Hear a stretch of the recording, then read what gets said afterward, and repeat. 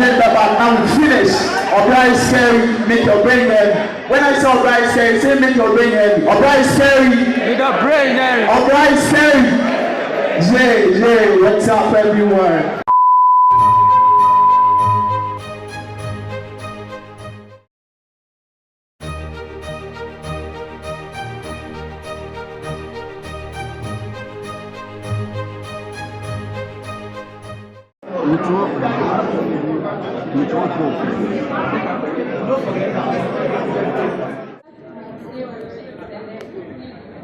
And then X. Mary, where is the farm located? It's located at Accra, New Boston. Mary, how many birds do you have? About 200 to 300. Which program are you reading? I'm reading physics. Physics. Physics. So it's one way in my class. So please. Oh. You see, recently, under one of the topics, we said the domain of what? Creativity, right? We said it is defined in the context of the field. She's doing physics. Here is the case, she's a poultry farmer. Please, entrepreneurship knows no boundary. Right? How much do you make a month? About, let me say, a week. A week, Yes, so averagely 600 to 900. After you've taken all the costs? Yes, for maybe feed, medical issues and others. So the 600 is the profit you make? Yes. Again, multiply the 600 by 4. It is what? 24 million. I'm sure she can buy whatever she wants to buy without depending on dad or mom or bestie. Mary, we wish you well, okay? If you need any help, please come to the Center for Entrepreneurship and we are ready to assist you. All right. We have one gentleman here too. Take the last one and start. So, let me give you a freestyle. Yeah. Listen. Bless you with the mic. Receive the Holy Spirit. I see failure over your own. You get a chance, bro. Sister, kill it. If you ain't nearby, get your friend and environment to make you feel it. You are in that hole. And that's our agenda, but now we finish. Obra is scary. Make your brain heavy. When I say Obra is scary, say make your brain heavy. Obra is scary. Make your brain heavy. Obra is scary. Jay, what's up, everyone?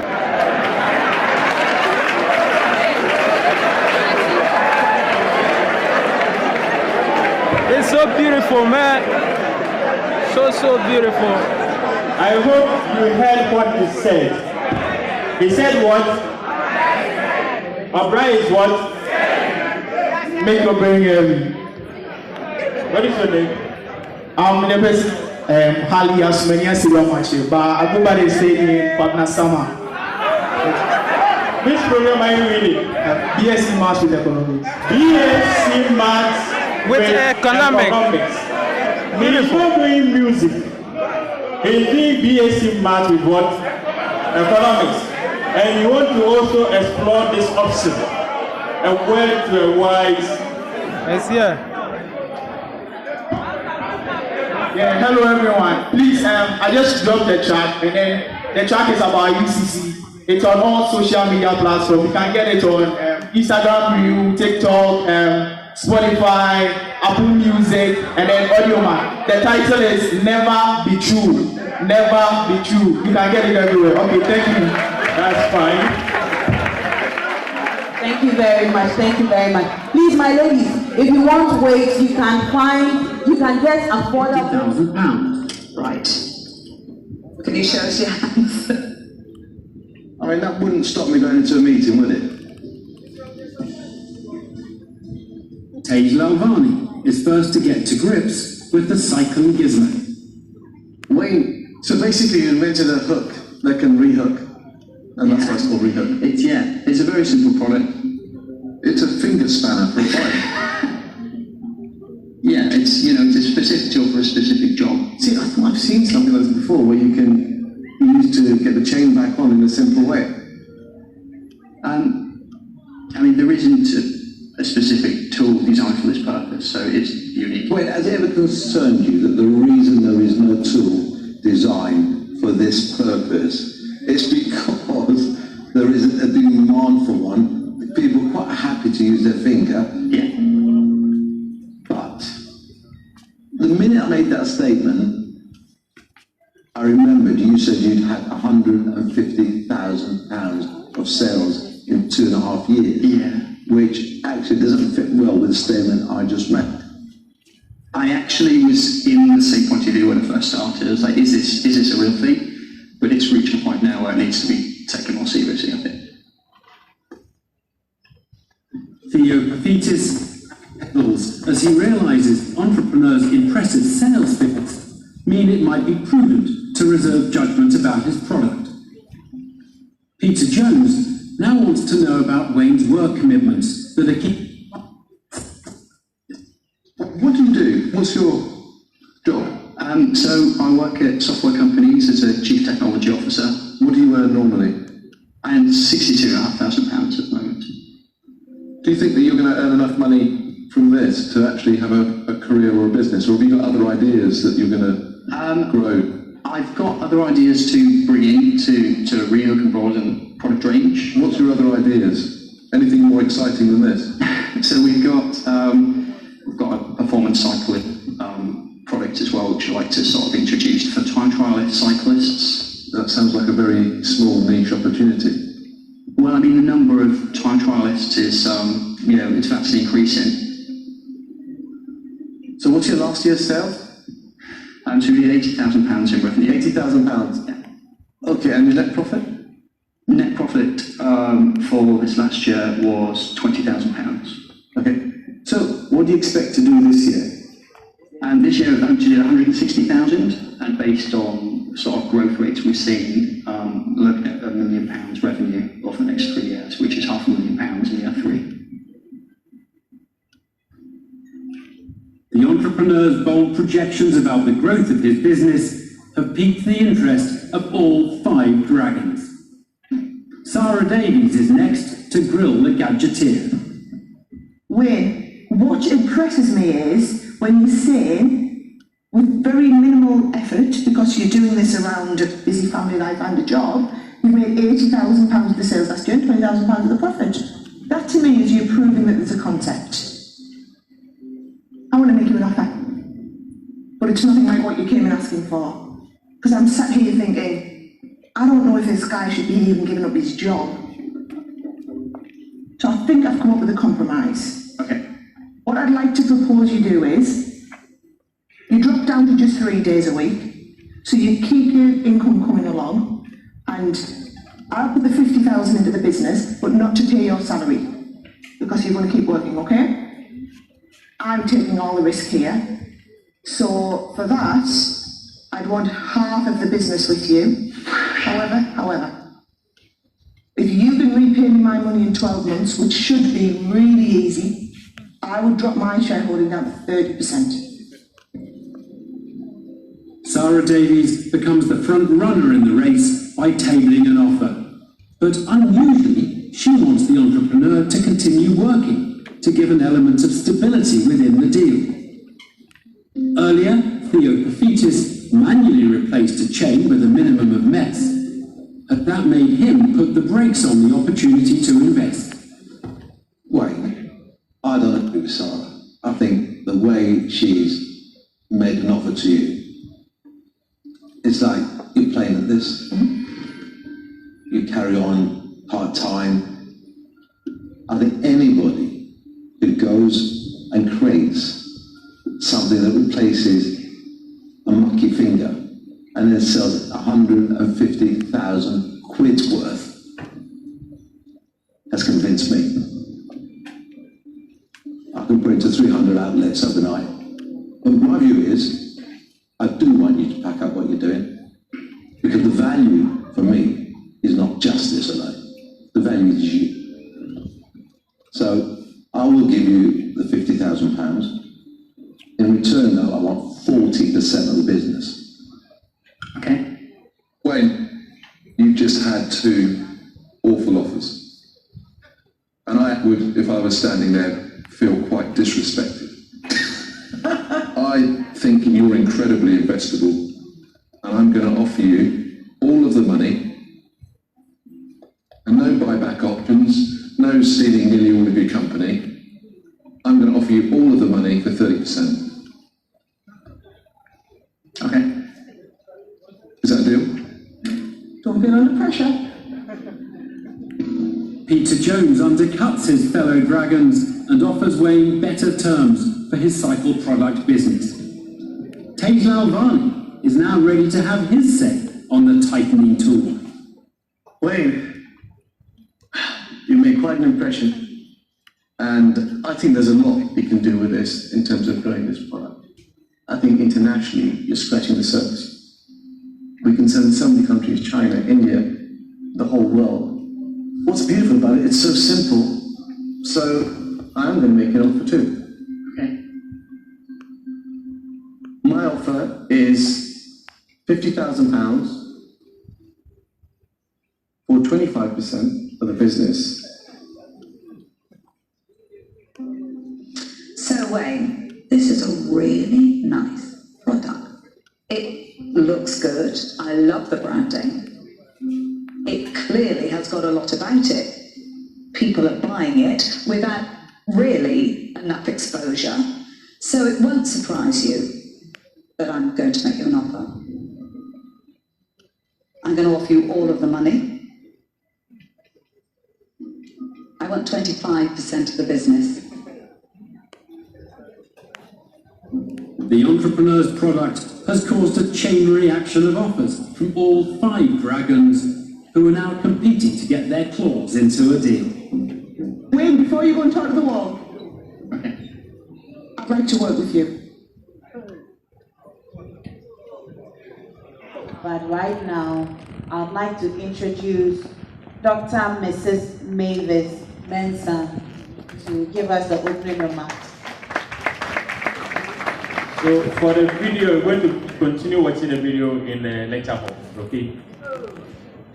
As for my students, they are not going to watch it. So good evening. How are you all? You are all welcome. And give yourselves a clap for being punctual. Anybody who is seated here has been punctual, and I congratulate you for that. Keep up with the punctuality. Discipline is very key, and I know by 4 p.m. we're already seated. So once again, welcome. You know why we are here? This is part of our lectures. It's a lecture. It's a lecture. So let's take note of that. And so take your pens, take your papers, and take your notes. Remember, you have an assignment to submit for how many marks? Thank you. So please do well to listen very well, interact, ask your questions, ask questions. Ask questions. Today we have some wonderful, resource persons. And so you saw me walking noise about her. So today you are fortunate to meet Dr. Ajua Boatima Bonsu. She was once here at the University of Cape Coast, not long ago, isn't it? When did you graduate? 2020. And now she's a medical doctor, still practicing what she started here in school, quotes and scraps. So about Ajua, Dr. Ajua Bonsu is a physician. I think I have to climb up and put my paper down well and read. So Ajua is a physician and founder of Quotes and Scraps, a social enterprise she started in her third year of medical school. As an entrepreneur, she has won multiple business competitions, including the NYA Campus Business Pitch in 2020. Her work was recognized in 2020 when she was one of UNDP's 16 selected youth in sustainable development across the country. She was also one of the 10 student business owners to qualify for the DAD, that is the German International Academic Exchange body. So DAD sponsored BET Ghana project and benefited from business training with the Hochschule Bonn-Rhein-Sieg University in Germany. She was the youth representative at the second biennial Cape Coast Entrepreneurship Stakeholders Forum. Coats and Straps is a MasterCard Foundation supported business under the Young Africa Works program. Dr. Bonsu is business coach for novices, so if you need a coach, please, today, take her contacts. Author of the book, Preparing for the Medical School Interview, under her Aspiring Doc book series, and host of the podcast, The Medics Show. Her drive for community impact earned her Coats and Straps team the Osei Kusi Foundation Community Service Award in 2017. She also graduated with the Akosua Kunama Memorial Award for Best Student in Community-Based Experience and Service. Despite starting these as a student, Ajwa was an astutely diligent student. She co-published her first research paper in the Ghana Medical Journal in her third year of medical school and presented at notable conferences such as the Pan-African Congress of Radiology and Imaging.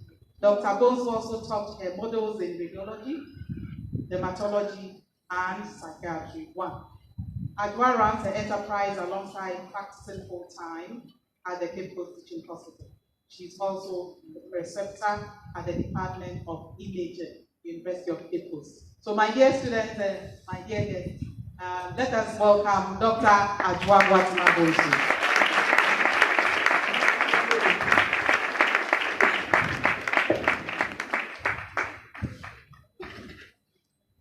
Hello, good evening. After all the hype, there's a lot of pressure. But I'm just here to share our Coats and Straps story with you, and I'm very thankful to the business school for having me here. I think everything about me has already been said, but let me tell you about Coats and Straps. So for the presentation, the topic is Navigating Through Student and Novice Entrepreneurship, and we'll be looking at the Coats and Straps stories, our successes, our challenges, and how we've been able to pull through them. So how did we start? About 6 years ago, after my second year in medical school, I actually had a major depressive episode, and I was in bed for almost 2 weeks crying, and I couldn't do much because my heart had been broken. And then assessing my life, I realized I had nothing to my name. I was very broke. The money that I was being given in school couldn't really go around. And so after the pity party, the question was, how did I want my life to be different? And so I decided to make a list. And on my list, the things I wanted to do was to become financially independent and also to have some meaning to my life. I wanted to make impact. And thinking about how I was going to do that, my thoughts were to start a business so that I would be financially independent, obviously. And then to make impact, I wanted to coach other people who wanted to come to medical school because I really struggled. Those of you know how medical school admissions are like. I really struggled trying to get into medical school. And I also wanted to advocate, to young people. And that was how Coats and Straps was birthed. I wanted to start a business that manufactured medical uniforms. Nothing really special about it. It was just a means to make money. And to make impact, I wanted to go to schools and talk to them about reproductive health, STIs, teenage pregnancy, and all that. And then the coaching that I've already talked to you about. And that was how it started. But it sounds very simple. It started. So I mention all these because, you see, you always need to begin every journey with your why. What is your why? Because if you don't have a strong why, it's not going to be sustainable. Why do you want to start a business? Is it because everybody else is doing it? Then you want to go very far with it. But if you have a reason that comes from within you, a very internal reason, nothing can change that, then you can be sure that when you start, you take it all the way through and it will be sustainable. So at that point in time, I was a novice, and as you all know, a novice is somebody who has no clue. Please let's put our hands together for one of my bosses, Dr. Hezwa. You're going to hear from him, so I'm sure he will share very powerful things with you. I had no business knowledge. I had no training in business. So I started Googling. And luckily for me, Yali had started some programs and they had some free courses. And that was how I signed up for a course on empowering women entrepreneurs, fundamentals of business, expansion, and all those things. So that was my beginning of how I was learning about business. So at this point in time, most people find it, when they have the idea, there's a difficulty in starting. Okay, it's just in your mind, you can delay for about a year or two. But like I told you, it was between life and death for me because I was a very sad person battling with depression. And then starting something that was going to give meaning to me had been offered to me. So there was something that was really inside that was driving me. I couldn't really sit down. So starting my business was one of the easiest things I've ever done in my life. Even though most people say that starting is difficult, the challenging part had been trying to keep it on track or trying to continue with the business. So at this point, it's just an idea. I had no customers, and I'd read from the Yali courses that one of the ways to get credibility for your business is to have a government contract. So I approached my University of UCC, School of Medical Sciences, and I told them, okay, I wanted to make the medical uniforms, but unfortunately there was somebody already doing it, so it was a big no from the start. And so I have an idea, it's in my mind, I'm trying, I'm pushing, I'm calling people, I don't have any customers. Like for months, I didn't have any customers, even though we had started with our advocacy. But I prayed about it, and surprisingly the next month I was called and asked, you still want to do the lab coats?